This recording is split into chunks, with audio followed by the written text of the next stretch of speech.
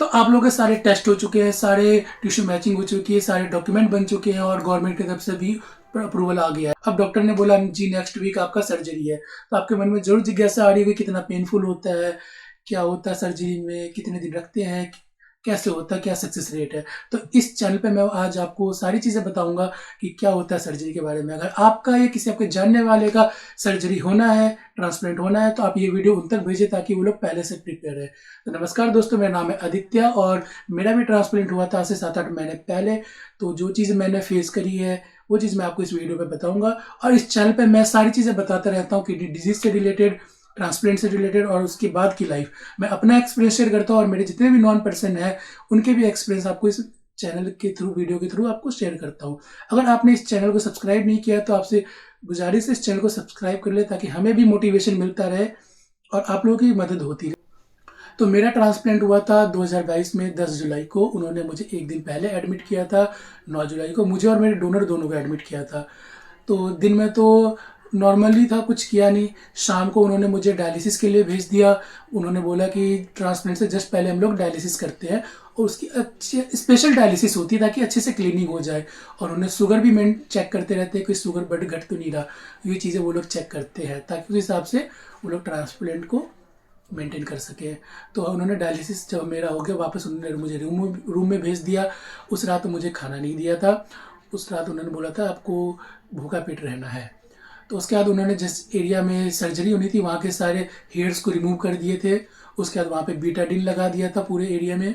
उसके बाद ग्रीन कपड़े से उस एरिया को अच्छी तरह से बांध के टाइट कर दिया गया था। उसके बाद कपड़े पहना दिए थे। उसने बोला था कि सो जाओ, आपकी अगले दिन सर्जरी होगी। तो फिर जब नेक्स्ट डे मॉर्निंग हुई 11 बजे के आसपास, मुझे और मेरे डोनर दोनों को अभी ऑपरेशन थिएटर से बाहर रखा था 1-2 घंटे के लिए। उसके बाद जब डॉक्टर साहब आ गए, हम दोनों को अपने अपने ऑपरेशन थिएटर में ले गए। हम दोनों को एक साथ नहीं रखा था, हम दोनों को अलग अलग ऑपरेशन थिएटर में रखा था। तो जो मेन डॉक्टर थे पहले डोनर के पास गए। उसके बाद दूसरे डॉक्टर की जो टीम थी वो मेरे पास रुकी थी। उन्होंने मुझे बेहोशी का इंजेक्शन दे दिया था। उसके बाद मुझे 1-2 मिनट के बाद बेहोश हो गया था। उसके बाद मुझे कुछ नहीं पता क्या हुआ था नहीं हुआ था। जब मैं मुझे होश थोड़ा थोड़ा होश आया तो मुझे ऐसा लगा डॉक्टर की 5-6 टीम खड़ी है और मुझे गाल पे थप्पड़ मारे जा रहे हैं, आदित्य उठो, आप उठो।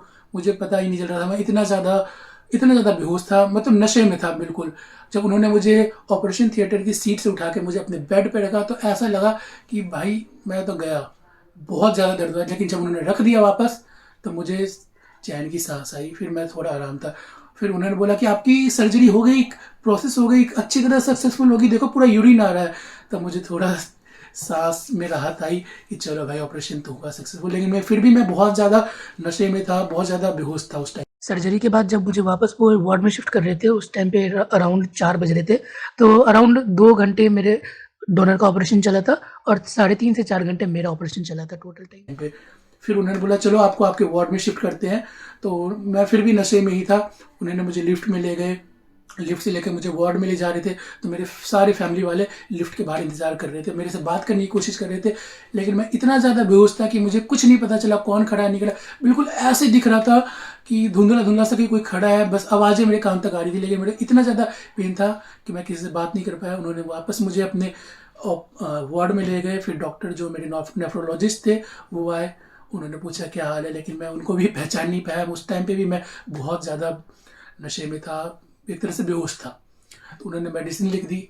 फिर 1 या 2 घंटे के बाद जब मैं पूरी तरह होश में आया तब मुझे पता चला पेन हो रहा है। बट उन्होंने, जो मेरी नर्स थी, उन्होंने मुझे पेन किलर दे रखा था। जो पेन किलर होता है वो टैबलेट के फॉर्म में नहीं होता क्योंकि आप कुछ खा पी नहीं सकते, बहुत ज़्यादा दर्द होता है।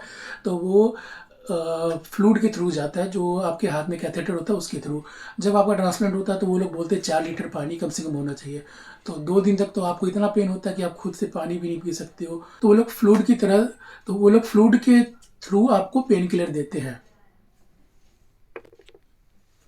जब वो लोग पेन किलर देते थे तब तो काफ़ी राहत मिलता था, 2-3 घंटे तक तो राहत मिलती थी। फिर थोड़ा थोड़ा दर्द चालू हो जाता था। ये करीब 1 या 2 दिन तक दर्द रहा था। उसके बाद जब दूसरा दिन था, मेरे दोनों पैरों में काफ़ी ज़्यादा दर्द होने लगा था, काफ़ी ज़्यादा, कंट्रोल नहीं हो रहा था। फिर मैंने वहाँ पे जो भी हाउसकीपिंग वाले थे उनको बोला था भैया प्लीज़ मेरे पैर दबा दो। तो उन्होंने भी कम से कम आधा घंटा मेरे पैर दबाए थे, लेकिन फिर भी पैर का दर्द ठीक नहीं हुआ। फिर मैंने अपने डॉक्टर को बोला। कि मेरे पैर में बहुत ज़्यादा दर्द है, कंट्रोल नहीं हो रहा। तो फिर उन्होंने एक मसाजर भेज दिया था, वो मेरे पैर में लगा था 24 घंटे, फिर मेरे पैर का दर्द नहीं जा रहा था। तो कैसे भी एक दिन पूरा गया। उसके बाद नेक्स्ट डे मेरा काफ़ी ज़्यादा मुझे राहत थी और मुझे खुशी भी थी कि मेरा ट्रांसप्लांट सक्सेसफुल हो चुका है और मुझे अब कोई ज़्यादा दर्द है नहीं। तो उन्होंने करीब मुझे 7 दिन तक रखा था, 7 दिन तक उन्होंने मुझे मॉनिटर किया था, क्या दिक्कत आ रही नहीं आ रही। तो उस बीच में मुझे कॉम्प्लिकेशन हुआ कि मेरा क्रेटनाइन बढ़ने लगा। तो डॉक्टर थोड़े बहुत कंसर्न हुए थे।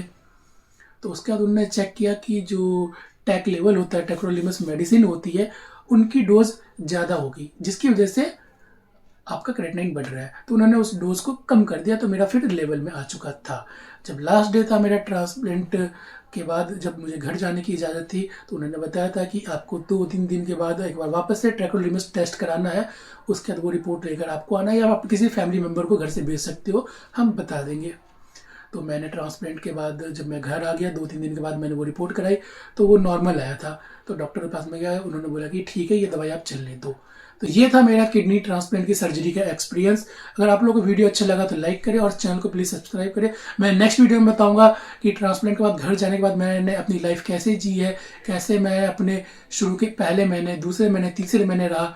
शुरू के 6 महीने मैक्सिमम आपको क्रिटिकल होते हो, वो आपको संभाल के रखना पड़ता है।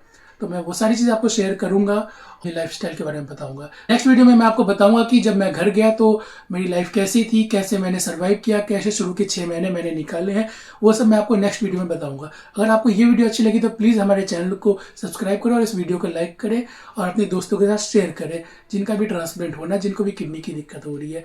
Thank you. आज के लिए बस इतना ही।